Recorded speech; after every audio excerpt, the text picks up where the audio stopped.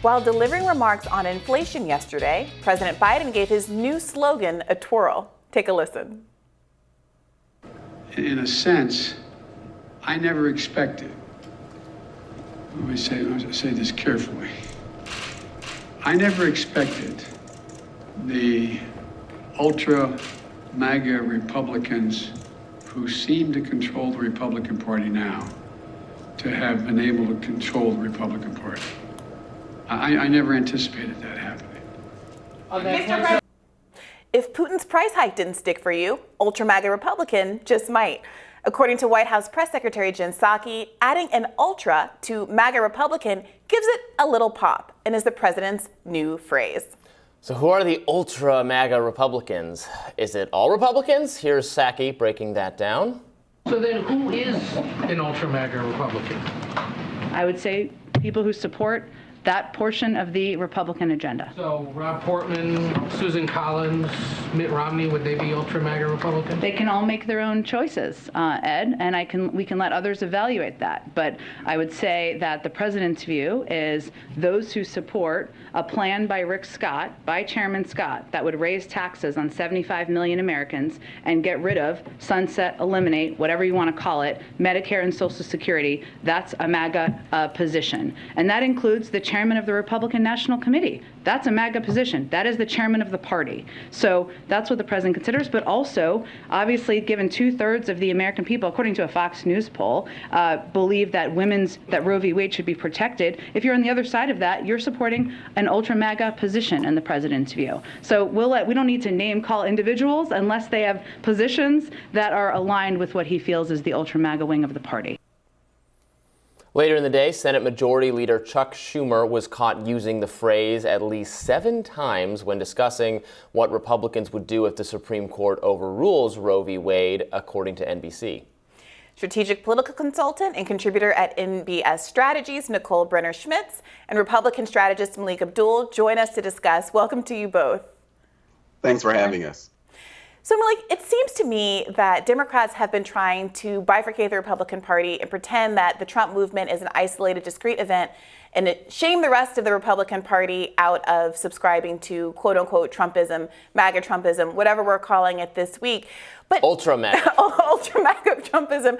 But it seems to me the endurance of this movement and the fact that more of these figures continue to emerge and more people seem to be adhering to this, way of doing politics seems to belie that presumption. What do you make of the Democrats' understanding of what's going on in the Republican Party? I think it's really, really sad.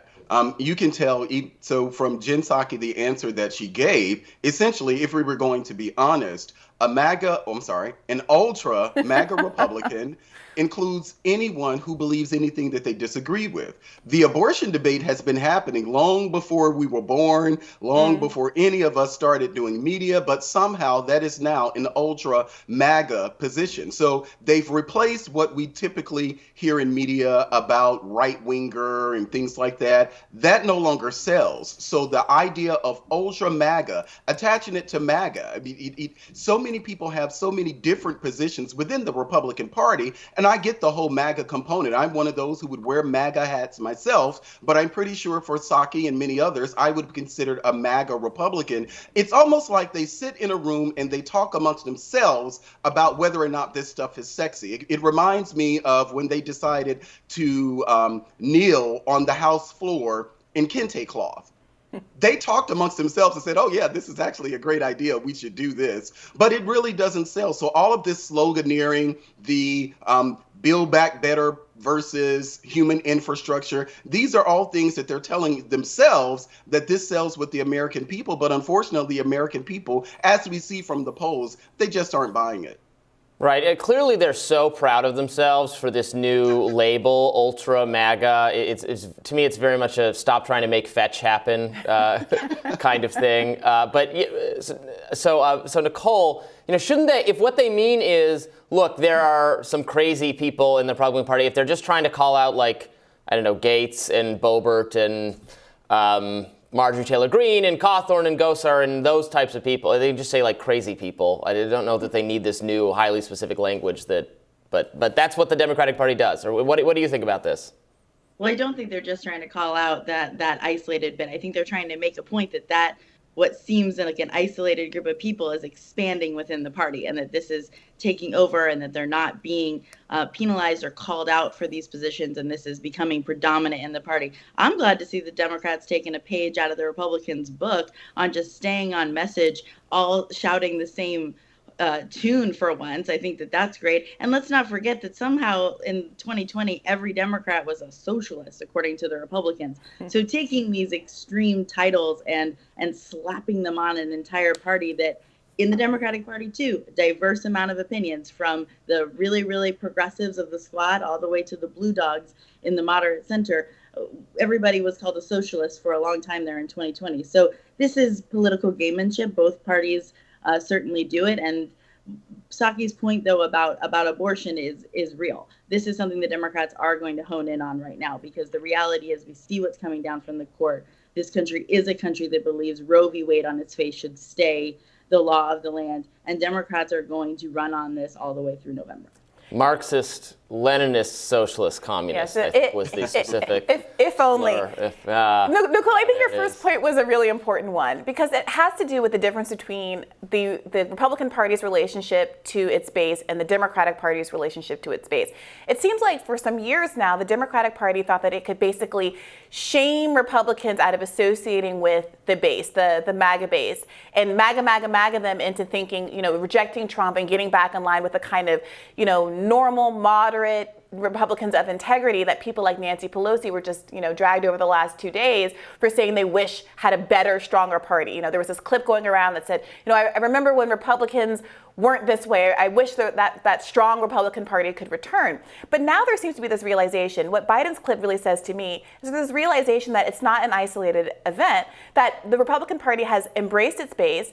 I think polls that indicate that the priority for voters is electability really points to why, right? That at the end of the day, if the feeling is that kind of UltraMaga stuff helps people win, then even more moderate Republicans will embrace it.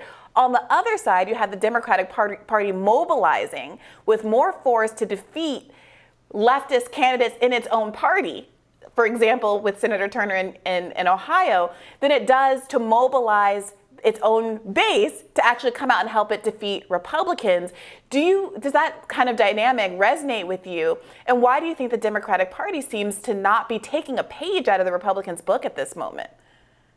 The Democrats are focused on getting things done. So they're certainly focused on embracing candidates in races that they think are going to come to Congress or go to the state legislatures and pass what we talked about on the campaign. What we have to remember is Joe Biden did win in 2020. He beat Donald Trump. He talked a lot about the policies he wanted to get done. Nothing that has been introduced has been a secret or a surprise that the administration or Congress is trying to move. These are things that we discussed with the American people, we put to them as votes, and they supported it. So that is what the Democratic Party is trying to get passed. But Nicole, I have to ask you. We saw last night in West Virginia, the Republicans reject this. They had a moderate in David McKinley. They have an UltraMaga, I'll use the president's word, in Alex Mooney, who's not even from West Virginia.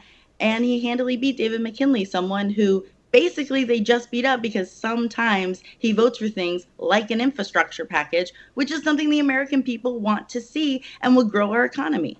So, Nicole, I have to push back against the idea that it's the moderates, as you describe them, I will call them conservative Democrats, that want to get things done.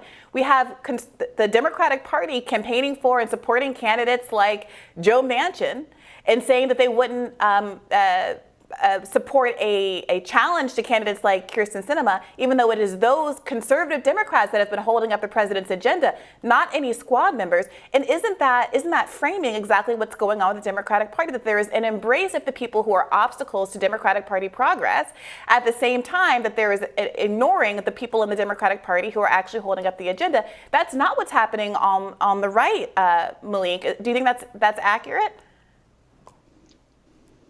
As it's for me?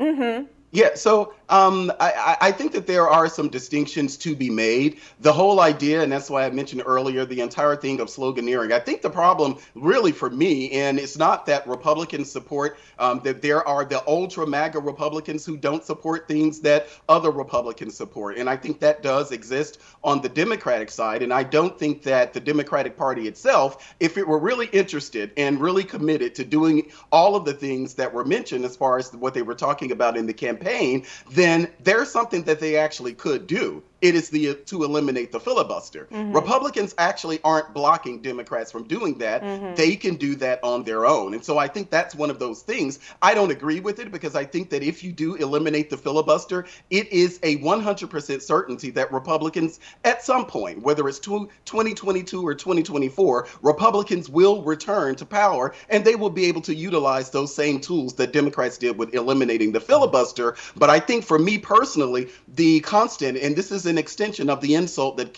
Hillary Clinton made in 2016 when she talked about the basket of deplorables. Well, fast forward to 2022, now we have the ultra-MAGA Republicans. It's supposed to trigger us into thinking something the absolute worst about the Republican Party on things that Democrats themselves, even conservative, more moderate Democrats themselves, even agree with. But the intent is to insult us into an election cycle, and I just don't think that that's going to work when you're talking about the American people. Melik and Nicole, thank you so much. Thanks for having me. And we'll be back with more Rising right after this.